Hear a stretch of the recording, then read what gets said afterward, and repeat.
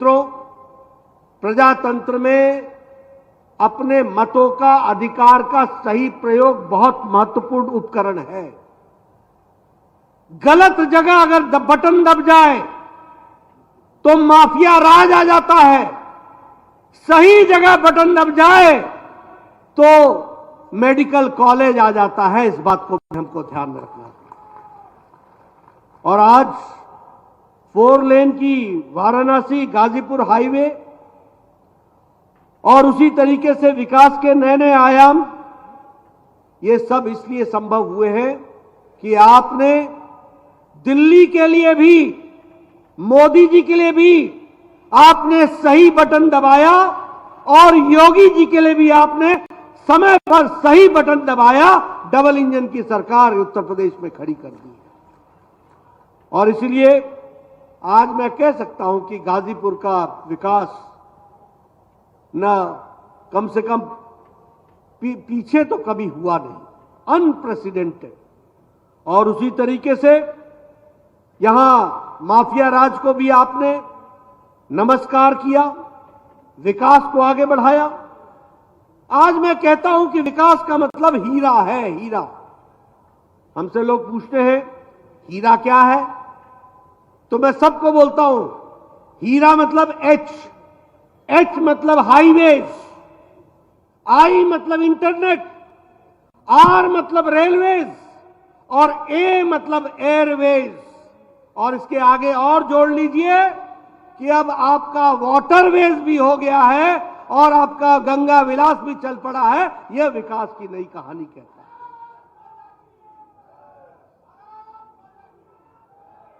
मित्रों, गाजीपुर के विकास के बारे में तो मैं चर्चा करूंगा ही करूंगा, लेकिन आपको जानकर के खुशी होगी कि जिस ब्रिटेन ने हमको 200 साल तक राज किया, जिस ब्रिटानिया ने हमको 200 साल हम पर राज किया, इस आर्थिक मंदी में जब दुनिया गुजर रही है, जब अमेरिका और चाइना की अर्थव्यवस्थाएं लड़खड़ाती दिखती हैं, तो भारत ब्रिटानिया को पछाड़ करके दुनिया में 5वीं नंबर की अर्थव्यवस्था बन रहा है। यह भी हमको ध्यान में रखना है। और आज ही इंटरनेशनल मॉनिटरी फंड ने, IMF ने यह घोषणा की है कि आंकड़े बताते हैं कि आने वाले समय में भारत 4थी नंबर की जल्द ही अर्थव्यवस्था बन जाएगा। यह भारत की बदलती तस्वीर है। आप लोगों के हाथ में मोबाइल होगा। 2014 में 92% मोबाइल बाहर से आता था। आज 2022 में जहां आप खड़े हो, आज भारत में जो मोबाइल बन रहा है, दुनिया में भारत 97% मोबाइल भारत में बन रहा है। यह भी हमको याद रखना होगा। और आपको खुशी होगी कि अब जो आप एप्पल का मोबाइल हाथ में लेते हो तो उसका जरा डब्बा भी पढ़ लेना।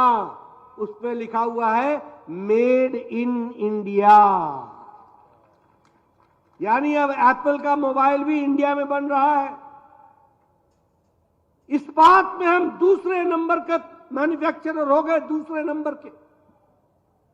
दवाइयों में हम दुनिया को सबसे सस्ती और सबसे इफेक्टिव दवाई दे रहा है। तो भारत दुनिया की डिस्पेंसरी बन गया है, दवाई में आगे चला गया है। वो भी हमको याद रखना होगा। केमिकल में भारत आज सबसे आगे खड़ा होने जा रहा है। आप लोग सुनते होंगे बचपन में, ये जापान की गाड़ी है, ये जापानीज गाड़ी है, ये टोयोटा है, ये डैटसन है। आपको जानकर खुशी होगी कि ऑटोमोबाइल इंडस्ट्री में भारत ने जापान को पछाड़कर अब हम तीसरे नंबर के ऑटोमोबाइल इंडस्ट्री हो गए हैं। दुनिया में हम तीसरे नंबर के ऑटोमोबाइल इंडस्ट्री हो गए। अब हमारे आगे सिर्फ 2 रह गए हैं, अमेरिका और चाइना। हम तीव्र गति से आगे बढ़ रहे हैं। यह भारत की आर्थिक स्थिति आकर के खड़ी हुई है। अगर हम बात करें इलेक्ट्रॉनिक्स में, तो हमारी ग्रोथ 6 गुनी हुई है और हम 70,000 करोड़ रुपए का एक्सपोर्ट कर रहे हैं। और उसी तरीके से अगर हम डायरेक्ट बेनिफिट ट्रांसफर की बात करें तो आज डायरेक्ट बेनिफिट ट्रांसफर में 25 लाख करोड़ रुपए गरीब लोगों के खाते में मोदी जी की एक बटन दबाने से आप तक पहुंच रहा है। यह भी आपको याद रखना चाहिए। एक समय था भारत के प्रधानमंत्री कहते थे मैं 1 रुपया भेजता हूं, 15 पैसे आपको पहुंचते हैं, 85 पता नहीं किस हाथ में फंस जाते हैं, आपको नहीं मिलते थे। लेकिन आज प्रधानमंत्री किसान सम्मान निधि 11 करोड़ 78 लाख किसानों को प्रधानमंत्री मोदी जी एक बटन दबाते हैं और 11 करोड़ 78 लाख किसानों को 2-2 हजार रुपए 15 सेकंड के अंदर उनके खाते में पहुंच जाता है। यह बदलता भारत है। और 2 लाख करोड़ रुपए 12 किस्तें प्रधानमंत्री जी ने पहुंचाई हैं। मैं यहां यह भी आपसे चर्चा करना चाहता हूं। मैं देख रहा हूं आप लोग बैठे हुए हैं, बड़े नजदीक नजदीक बैठे हैं। मैं बार बार बोलता हूं लोगों को, किसी के भी चेहरे पर मास्क नहीं है, किसी के भी चेहरे पर मास्क नहीं है और नजदीक नजदीक बैठे हैं। कैसे बैठे हैं आप? ये इसलिए बैठे हैं कि प्रधानमंत्री मोदी जी ने 140 करोड़ के देश को 220 करोड़ टीकाकरण डबल डोज साथ में बूस्टर डोज लगा के सुरक्षा कवच पहना के आपको बैठाया है। इस कारण से आप मैं मित्रों आपके सामने बताना चाहता हूं, इस देश में ट्यूबरक्लोसिस की दवा को आने में 25 साल लग गए थे। इस देश में पोलियो की दवा और नेशनल प्रोग्राम बनने में 30 साल लग गए। इस देश में चेचक की दवा को आने में 28 साल लग गए। इस देश में जापानी बुखार की दवा को आने में 100 साल लग गए, 100 इयर्स। 1906 में जापान में दवा बन गई थी और योगी जी जब सांसद बने तो गोरखपुर में पहली बार दवा पहुंची, वो 2006 में पहुंचाई गई। वो भी हमको याद रखना चाहिए। लेकिन कोरोना आया 2020 के जनवरी में, अप्रैल में टास्क फोर्स मोदी जी ने बैठाया और 9 महीने के अंदर एक नहीं 2-2 डोज, एक नहीं 2-2 वैक्सीन भारत ने बना करके दी और दुनिया तक पहुंचाई। यह भी हमको याद रखना चाहिए। हमसे लोग पूछते हैं बदलता भारत, में बोलता हूं यह है बदलता भारत।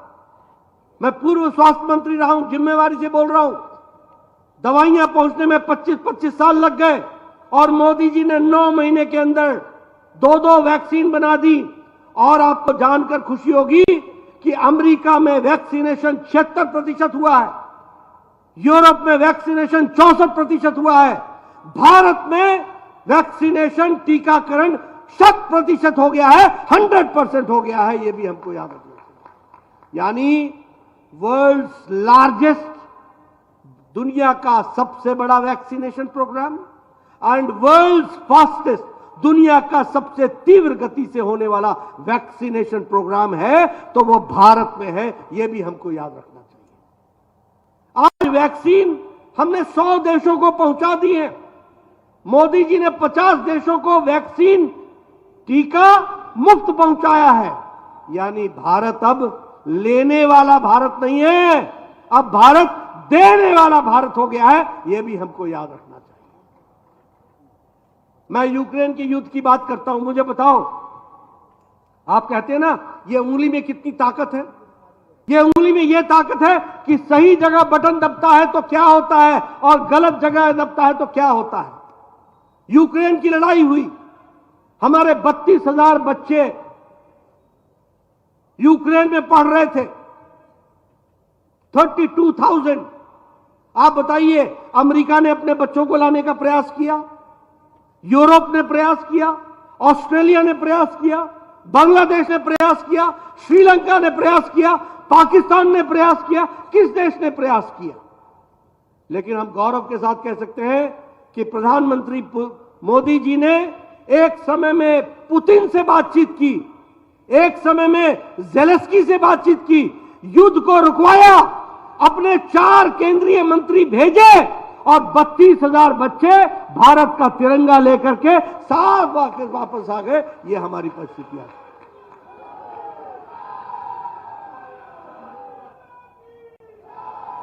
और आपको जानकर खुशी होगी कि दूसरे देश के बच्चे भी भारत का तिरंगा लेकर के वो भी तैर गए, वो भी कर गए। ये बदलता भारत है।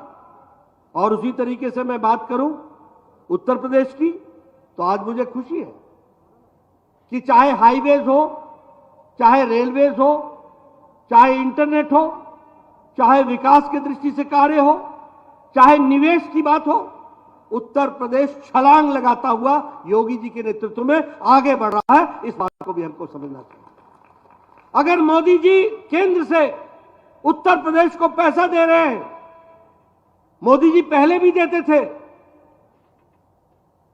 अखिलेश के जमाने में भी हम पैसा देते थे, मैं ही स्वास्थ्य मंत्री था, ऊपर से हम पैसा डालते थे, नीचे कटोरे में छेद था, कहीं और जाता था पैसा, कहीं और निकल जाता था, धरती पर नहीं लगता था। मुझे याद है मैं एक वैक्सीनेशन प्रोग्राम के लिए आया था, उस समय के मुख्यमंत्री अखिलेश जी थे। मैंने उनसे कहा कि आपके यहां परसों से यह प्रोग्राम शुरू हो रहा है। न उनको मालूम था, न उनके स्वास्थ्य मंत्री को मालूम था। मैंने कहा भगवान ही बचाए उत्तर प्रदेश को, इतना बड़ा प्रदेश, 24 करोड़ का प्रदेश, और यहां के मुख्यमंत्री को ही नहीं मालूम है कि वैक्सीनेशन क्या है। और जब मैं आ जाता हूं तो मुझे आने से पहले योगी जी का फोन आता है कि आपकी दवाइयां पहुंच गई हैं, हमने व्यवस्था कर दी है, बच्चों को लग जाएगी और टीकाकरण हो जाएगा। इस तरीके की व्यवस्था होती है। आप देखिए, खेल जगत की बात कीजिए, 30 स्पोर्ट्स के इंफ्रास्ट्रक्चर बन रहे हैं, 23 मल्टीपर्पज हॉल बन रहे हैं उत्तर प्रदेश की दृष्टि से, 9 एयरपोर्ट्स बन करके तैयार हो रहे हैं गति शक्ति के तहत। और आपको जानकर खुशी होगी कि उत्तर प्रदेश में एशिया का सबसे बड़ा एयरपोर्ट बन रहा है, तो वह भी उत्तर प्रदेश में बन रहा है, जेवर में बन रहा है, वो भी हमको ध्यान में रखना होगा। और उसी तरीके से प्रयागराज और गाजियाबाद में नए एयरपोर्ट टर्मिनल्स की बात हो रही है। उसी तरीके से कुशीनगर में नया एयरपोर्ट ऑपरेशनल हो गया है। जेवर की मैंने आपसे बात कर ली। सरयू नदी की अगर मैं बात करूं तो सरयू नहर इरिगेशन स्कीम, यह स्कीम 1978 में योजना बनी थी। मैं ठीक बोल रहा हूं मुख्यमंत्री जी? 1978 में, 1973 में बनी थी। किसी ने सुध नहीं ली। जब मोदी जी आए और योगी जी आए तो यह नहर चालू की गई, बना करके पूरी करके दी गई। वह भी हमको ध्यान में रखना होगा। और उसी तरीके से doubling of the railway line, वो भी चल रहा है। मैंने कहा मेडिकल कॉलेज की दृष्टि से इस समय उत्तर प्रदेश में 35 मेडिकल कॉलेज बन रहे हैं, और आपका महर्षि विश्वामित्र मेडिकल कॉलेज वह भी उनमें से है। यह भी हमको ध्यान में रखना चाहिए। कभी सोचा था कि AIIMS, all India Institute of Medical Sciences आएगा? आज गोरखपुर में all India Institute of Medical Sciences आ गया। कभी सोचा था कि पीजीआई का एनहांसमेंट होगा? आज वो भी हो गया। कभी सोचा था कि इंफ्रास्ट्रक्चर की दृष्टि से वाराणसी में एम्स के बराबर की सुविधा बीएचयू में खड़ी की जाएगी? मैं ही स्वास्थ्य मंत्री था, मुझे खुशी हो रही है कि एम्स के स्टैंडर्ड के अनुसार बीएचयू में भी व्यवस्था की गई है, उसको भी आगे बढ़ाने का काम किया गया है। अगर हम उत्तर प्रदेश के एक्सप्रेसवे की बात करें तो 13 एक्सप्रेसवे सिर्फ उत्तर प्रदेश में बन रहे, 13 एक ही प्रदेश में 13, और 3,200 किलोमीटर उसमें पूरा हो रहे हैं। उसी तरीके से अभी पूर्वांचल में 340 किलोमीटर का पूर्वांचल एक्सप्रेसवे बना। उसी तरीके से 296 किलोमीटर का बुंदेलखंड एक्सप्रेसवे नहीं बना। अभी दिल्ली मेट्रो एक्सप्रेसवे 96 किलोमीटर का वो भी बन रहा है। Gorakhpur link expressway, Ganga expressway, Lucknow Kanpur expressway, Ghaziabad Kanpur expressway, Gorakhpur Siliguri expressway, Delhi Saharanpur Dehradun expressway, Ghazipur Ballia और माझी ग्रेट एक्सप्रेसवे, ये सारे एक्सप्रेसवेज आज उत्तर प्रदेश में कहे जा रहे हैं। आप बताइए, आज से 10 साल पहले ऐसे कोई नेता किसी पार्टी का ऐसे एक्सप्रेसवे का नाम ले सकता था क्या? ले सकता था क्या? ले सकता था क्या? आज आप परिस्थिति, वो क्या नाम लेते थे उस समय? उस समय यही कहते थे कि यहां अपहरण हो गया, यहां गुंडागर्दी हो गई, यहां जमीन हथिया लिया गया। यही होता था कि नहीं होता था? आजकल इस माफिया का राज है, आजकल इस माफिया का राज है। ये विकास की कहानी, आम व्यक्तियों को राहत देने का काम, ये काम किया है तो भारतीय जनता पार्टी ने किया है। मोदी जी के नेतृत्व ने नई राजनीति को जन्म दिया है और योगी जी ने अक्षरशः उसको धरती पर लागू करने का काम किया है। इस बात को हमको समझना होगा। ये देश की परिस्थिति आकर के खड़ी हुई है। मैं बहुत सी बातें आपके साथ चर्चा कर सकता हूं जहां तक विकास की कहानी है, लेकिन हां, मैं एक बात आपको जरूर कहना चाहूंगा। आज यहां हमारे लोग गांव से आकर के बैठे हैं। आज गांव की तस्वीर भी बदली है। गरीब, गांव, वंचित, पीड़ित, शोषित, दलित, इनकी अगर किसी ने चिंता की है तो वह चिंता प्रधानमंत्री गरीब कल्याण अन्न योजना ने की है। आज 80 करोड़ की जनता को 5 किलो गेहूं या 5 किलो चावल, और उत्तर प्रदेश उसमें अपने तरफ से जोड़ करके आगे बढ़ा रहा है। गरीब को कभी भूखा न सोना पड़े, इसकी व्यवस्था की गई है। नतीजा क्या निकला है? नतीजा यह निकला है कि भारत की अति गरीबी अब 1% से भी कम रह गई है। यह इंटरनेशनल मॉनिटरी फंड बोलता है।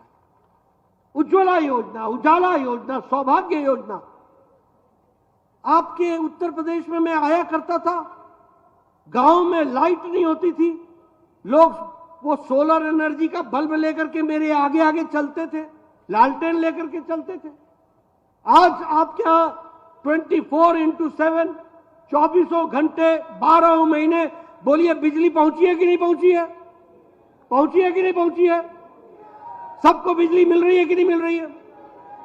एक समय में बिजली मिलना मतलब होता था बहुत बड़ा सरकार का एहसान। सौभाग्य योजना, उजाला योजना, हर दृष्टि से विकास का काम हुआ है। अभी अगर मैं बात करूं हमारी बहनों के बारे में, मैं चर्चा करना चाहता हूं। 12 करोड़ इज्जत घर बनाए गए। 12 करोड़, 12 करोड़ का मतलब आप समझो। मुझे याद है संसद में डॉक्टर राम मनोहर लोहिया कहते थे, मुझे दुख होता है जब मेरी गाड़ी सड़क पर चलती है और बहनें झुंड बना करके अपने दैनिक नित्यक्रम के लिए सड़कों पर आती हैं तो मुझे शर्म आती है। 1966 में कहा राम मनोहर लोहिया ने, किसी ने सुध नहीं ली। और संख्या कितनी थी? 12 करोड़।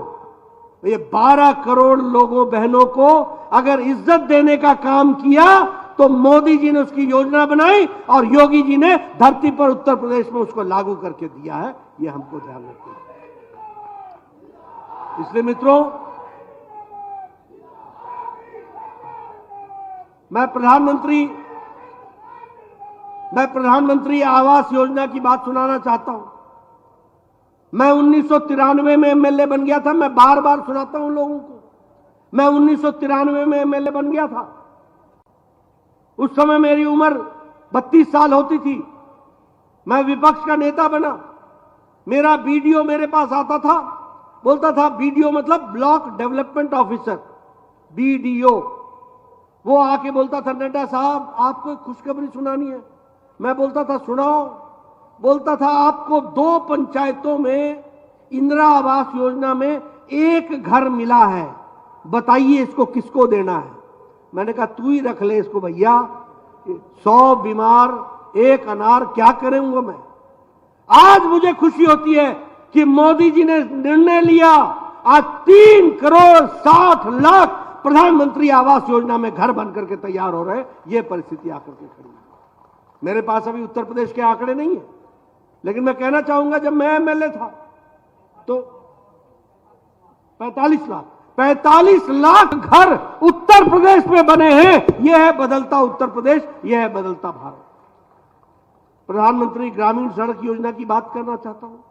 जब मैं एमएलए बना, मेरा एक्सीएन आता था, बोलता था, आपको इस साल 2 करोड़ रुपए मिले हैं और आपकी 40 सड़कें हैं, बताइए ये 2 करोड़ रुपए कहां डालूं।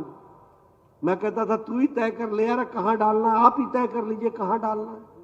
आप ही तय कीजिए कि क्या होगा इसमें। आप बताइए 2 करोड़ रुपए 40 सड़कों में कहां लगेगा। और प्रधानमंत्री अटल जी ने प्रधानमंत्री ग्रामीण सड़क योजना शुरू की, जिसको यूपीए की सरकार ने फिर रोकने का प्रयास किया, मोदी जी ने फिर से चालू किया। आज लाखों गांव ऑल वेदर रोड से प्रधानमंत्री ग्रामीण सड़क योजना में जुड़ गए। एक एक सड़क पर 5-5 करोड़ रुपए मिलने का काम हो गया। अभी योगी जी हर एक लोगों को विकास की दृष्टि से हर विधानसभा में 3-3 करोड़ 4-4 करोड़ विकास के लिए दे रहे हैं। यानी छोटे काम के लिए भी, बड़े काम के लिए भी। यह रिस्पॉन्सिबल सरकार है, ये रिस्पॉन्सिव सरकार है, ये प्रोएक्टिव सरकार है। ये बात हमको समझने की जरूरत है। इसलिए मित्रों, मैं आपका ज्यादा समय नहीं लूंगा, लेकिन मैं आपसे निवेदन करना चाहता हूं कि सही और गलत का अंतर हमारी जनता को समझाना होगा। उनको बताना होगा कि गांव की चिंता किसने की, गरीब की चिंता किसने की, किसान की चिंता किसने की। प्रधानमंत्री किसान सम्मान निधि में 2 लाख रुपए, 2 लाख करोड़ रुपए हमारे 12 किश्तों में किसानों को पहुंचाया गया है। 11 करोड़ 78 लाख किसानों के खाते में डाला गया है। कभी सोचा था किस तरीके से? मैं आयुष्मान की भारत की बात करूं, और उसमें आपकी अपनी भी स्कीम कोई जुड़ी गई है आयुष्मान भारत के साथ। जन आरोग्य योजना योगी जी ने भी जोड़ी है। मैं आपको इसकी भी कहानी सुनाना चाहता हूं, आपके ध्यान में आना चाहिए। आप बताइए, आज मोदी जी के नेतृत्व में और योगी जी के द्वारा उत्तर प्रदेश में 5 लाख रुपए का 50 करोड़ की जनता को आयुष्मान भारत के तहत हर साल गंभीर बीमारियों से लड़ने के लिए 5 लाख रुपए का हेल्थ कवर दिया जा रहा है। और जो उसमें बच गए हैं उसको योगी जी जन आरोग्य योजना के तहत उसको भी जोड़ रहे हैं। गरीब आदमी कौन है ये लोग? रेडी वाला, फेड़ी वाला, रिक्शा वाला, ठेला वाला, स्कूटर वाला, ऑटो रिक्शा वाला, बस का ड्राइवर, बस का क्लीनर, कूड़ेदान से प्लास्टिक इकट्ठा करने वाला, बाल काटने वाला हमारा भाई, हमारा मैकेनिक, ऐसे गरीब लोगों को 5 लाख रुपए का सालाना हेल्थ कवर देने का काम किया है। इसलिए मित्रों, आज बदलता भारत, इस माध्यम से इसको जनता तक पहुंचाना है, उनको बताना है, उनकी ताकत को बताना है और उनके द्वारा किए गए कार्यों को बताना है। लेकिन आप देखिए, अब आपकी तरफ से यहां एक गलती हुई है। आपने यहां से जो सांसद चुना उसका कोई सारोकार है इन चीजों से? कोई सारोकार है? एक ही काम पकड़ा है, भैया को जेल से बाहर निकालना। एक ही काम। ये काम होना चाहिए क्या? होना चाहिए क्या? ऐसे लोग, आप बताइए, ये दरिंदगी करते थे कि नहीं करते थे? ये माफिया राज था कि नहीं था? आज उत्तर प्रदेश में शांति आ गई कि नहीं आ गई? ये शांति रखनी है कि नहीं रखनी है? रखनी है कि नहीं रखनी है? मैं पीछे से सुनना चाहता हूं, शांति रखनी है कि नहीं रखनी है? ऐसे लोगों को घर बैठाना है कि नहीं बैठाना है? ये सब कुछ करना है तो गाजीपुर में भी कमल खिलाना है, कमल खिलाना है, कमल खिलाना है। बोलिए, खिलाएंगे ना? खिलाएंगे ना? खिलाएंगे ना? आपको पानी की व्यवस्था सिंचाई के लिए चाहिए ना? आपको बिजली चाहिए ना? आपको मेडिकल कॉलेज चाहिए ना? आपको हाईवे चाहिए? आपको एयरपोर्ट चाहिए? आपको विकास चाहिए? आपको माफिया राज से छुट्टी होनी चाहिए हमेशा के लिए? ये सब होना चाहिए तो गाजीपुर में भी कमल खिलना चाहिए, कमल खिलना चाहिए, कमल खिलना चाहिए। बहुत बहुत धन्यवाद। बहुत बहुत धन्यवाद माननीय राष्ट्रीय अध्यक्ष जी। मैं सभी अतिथियों के धन्यवाद के लिए माननीय क्षेत्रीय अध्यक्ष जी को निवेदन करता हूं। सभी का धन्यवाद। बोलिए भारत माता। देखें कौन नया खिलाड़ी आया है।